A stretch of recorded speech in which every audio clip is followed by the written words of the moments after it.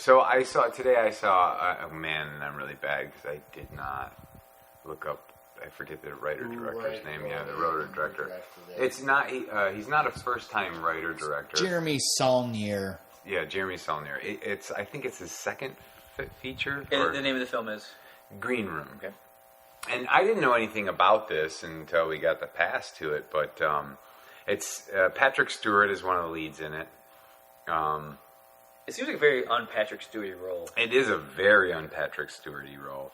But basically the setup is, it's about this punk band called The Ain't Rights. That's terrible English. That ain't Rights. The Ain't Something, Rights. yeah, something like that. And they're, That's a good name for a band. they start out... I had my buddy I used to work with had a name for a band. If he ever came up with a band, he was going to name it Johnny Maybe and the Sometimes. That's not bad. I love that name. Yeah. Go on, Not sorry. bad, depending on what they played, Yeah. though. Because it sounds like they could play some shitty music. Yeah. But so they wake up in this cornfield and they're out of gas, so they like bicycle into town, siphon gas. They're at the tail leg of this relatively unsuccessful tour of this punk band Up in the Pacific Northwest. Yeah, up there, and they're in Oregon, and they end up doing this like small zine interview. They were supposed to do a gig, and the gig ended up like falling through, and they ended up playing in some cafe. But the guy felt bad, and he had a cousin or something further up in the Northwest, kind of, in the backwoods of Oregon, and it would be for like a group of skinheads, and they were like, yeah, whatever, big deal. So they take the gig because it pays a little money. They don't have enough money for gas to get all the way home.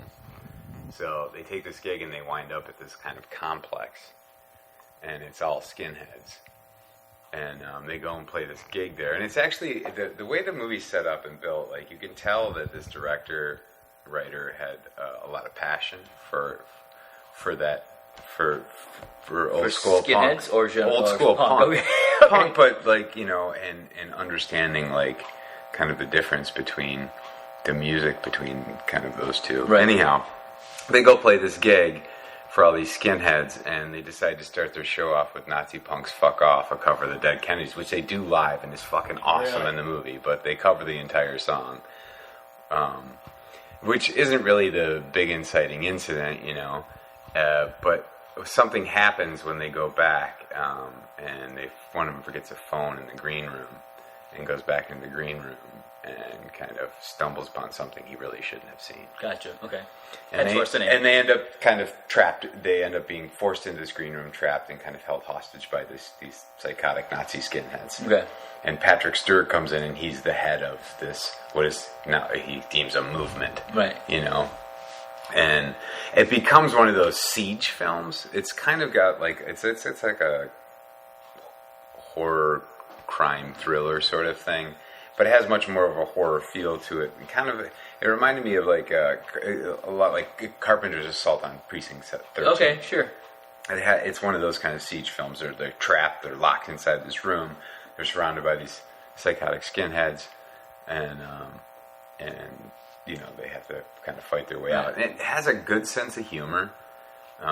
It's not like by means full on tongue in cheek, but it doesn't take itself overly seriously. And man, one thing that's about this film is when the shit really starts to hit the fan. And it's a long build, so you really kind of give a shit about these characters. Right. And it's not like he does it in a way where you just get bored with all this fucking trying to give you a whole bunch of backstory and trying to force a lot of false relationships to make you care more. Right. It's just you kind of give a shit about these kids, right. And they seem like good kids, and like they're passionate about their music. Unlike say Lucas with Attack of the Clones, right, where the movie starts off with Anakin and Obi-Wan discussing their exploits together, so you're supposed to care about them. Mm-hmm. They don't show them actually bonding or having exploits. You just hear about it. Tell them. So you're supposed to. So in this case, they actually build the relationships. But he takes a genre. It's not a genre. It's not something we haven't seen before, and he kind of gives that sort of backwoods slasher thing. Like a Wrong Turn or A Hills Have Eyes. Like it's got a very Carpenter-esque influence. Wrong Turn. I've seen that movie in a long time. Right? And Carpenter-esque influence to it.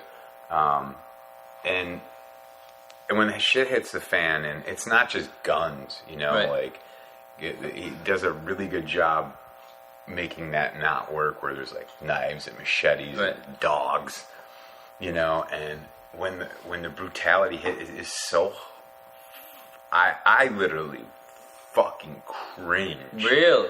And it's not in your face the whole time, but man, when they hit you with it, it's like a razor blade to your eyeballs. Like you're like, fuck. Like, Wow, interesting. and it's not like it's torture porn or Right. I was just anything. gonna It's ask kind of about that, it really develops naturally. It's a great setup on a an idea we've seen a bunch of times.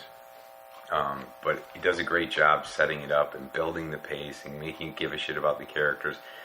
I thought like later in the film, towards the end, like the climax kind of thing, it started, it was playing with the genre, and it was doing a good job. It was like a B grindhousey kind of thing going on, and the end, there, the thing is there are plenty of those kind of tropes in a way, but he did a good job, like sort of making them his own and being creative about it. But needless to say, like the end sort of,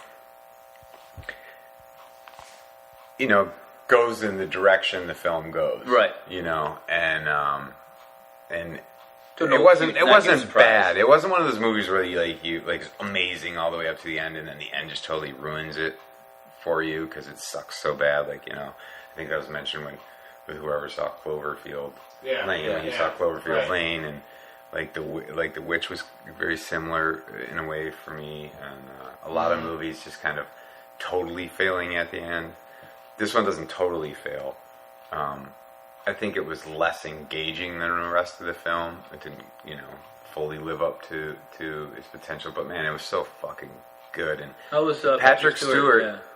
Patrick Stewart plays the fucking head of the Nazi gang. Is he and still he comes in and British Patrick Stewart? yeah, he's British Patrick Stewart, and it's a very subdued performance. But the menace kind of comes out of his lack of, he doesn't try to like go over the top Right. and be crazy psycho. Yeah, no, he He doesn't he play plays it villains- very low key, and He doesn't play villains very often. He it does plays have villain a- in Conspiracy Theory with Mel Gibson. right. He was a bad guy in that. But it's a kind of a understated menace. But Right.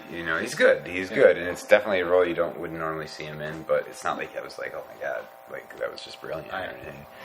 Anton Yelchin is the kid, the kind of the male lead in it, and he was fucking great. He did an awesome job, and I've seen him do other stuff, and he's a little Yeah. but he was fantastic. And Imogene Poots plays the one kind It of does not even sound like a name. skinhead girl in it, and she's fucking fantastic in it too. So Cool. he just got a really some great acting out of his cast, and he just it had a decent style and great music, and great score. It was just it was overall it was really well done. Cool. It was shot well.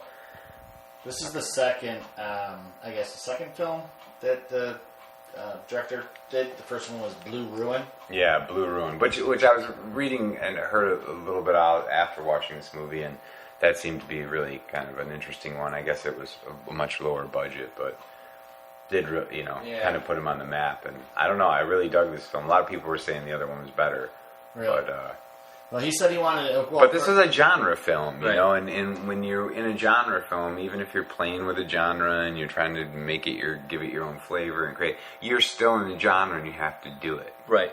And that's kind of where You still have there are a certain set of rules you still have to follow. in order and he for- does, Yeah. and as the genre builds and becomes more of a genre piece, Right. like that's why I was saying, like the setup was, he did such a great job taking, something we've seen before so many times, Die Hard, like Right. it's like a siege kind of thing, you're trapped and there's all the bad guys and you can't get out, but doing that in a very horror. Right. I don't know. It's cool, man. Patrick Stewart said in an interview that when he first received the script, it was so terrifying that he actually locked himself in his house and turned on the security system, poured himself a scotch, and then that's when he knew he wanted to play the role because the character that horrifying would be. It is. challenge. When those moments come, man, he does a fucking awesome job. Like, it's like they're tense as fuck, and it's Well, fucked cool. up. He's This creative. is a relatively unknown, unpromoted. I highly recommend it.